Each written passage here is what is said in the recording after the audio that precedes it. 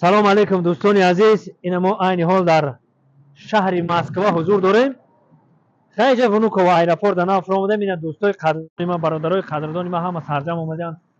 من رحمتشون میگم که وقتی پر قیمت خودشون در این نداشتن میآیند. من امید جان طول یک چند سال شد بلیط های ما در گردن همین فقط بلیط. این کانال یوتیوب هم دارن، نمیمونم یوتیوب کانال دارن، چرز یوتیوب کانال هم میتونین، چرز واتساپ، چرز تلگرام، چیزی که باشه شما میتونین که بلیط های ارزان همین امید جان دسترس کنین برادران.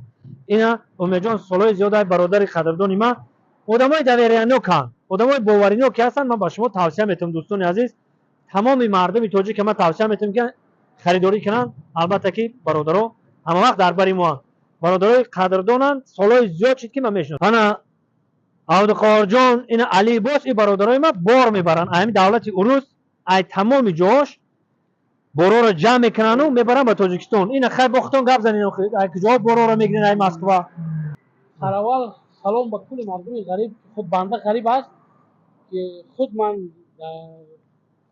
صورتی هستم، کار و خاله دارم و با همراهی عبدالقاهر جان خدا را سپاسگزاری میکنه که به ما کمی هم باشد قوت داده است که به مردم مهاجر خود خدمت کنیم.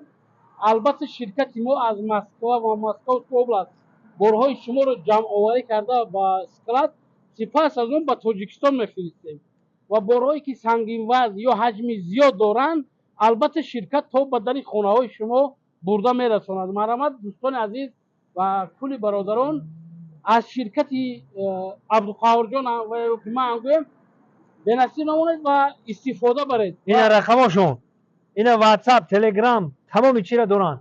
تنها شما زنگ زدن برادرای عزیز همه خلاص. بله، با وطن خدمت میکنیم، در کجای باشیم نباشیم میگیم که تاجیکستان به پیش. و بزرگ فرموده است به وطن نیز غریبی که کند یادی وطن، به وطن نیز غریبی که کند یادی وطن، در وطن بوده غافل ز وطن به وطن است. زنده باشید. تاجیکستان به پیش.